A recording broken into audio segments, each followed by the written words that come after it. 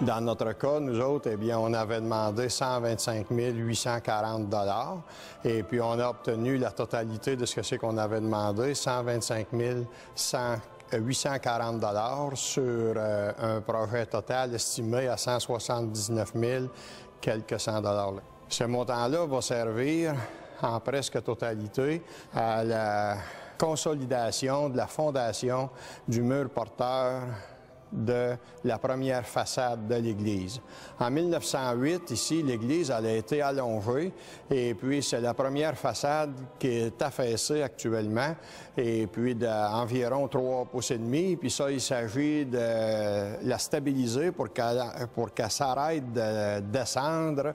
Et puis ça, bien, cette stabilisation-là, on nous a conseillé de la faire avec 20 pieux qui seraient descendus jusqu'au roc. Ici, on est, j'ai la main sur la façade de l'église avant 1908. C'est cette partie-là ici qui s'est affaissée de la porte centrale à la porte latérale droite.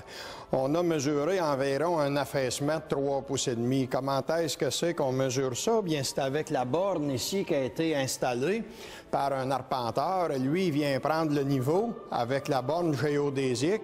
Il fait un rapport avec ça et puis à ce moment-là, bien, il établit avec une lecture à peu près à tous les 6 mois si la bâtisse, elle a descendu, oui ou non. Relevé, bien ça, je pense pas.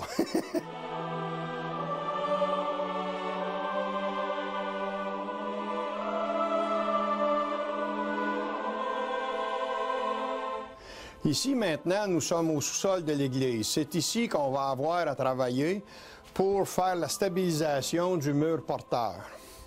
Ici, il va y avoir 20 pieux qui vont être enfoncés au roc pour stabiliser le mur de fondation. Ces pieux-là vont être enfoncés jusqu'au roc et puis la tête du pieu va venir s'accoter ici avec une traverse pour stabiliser le mur porteur.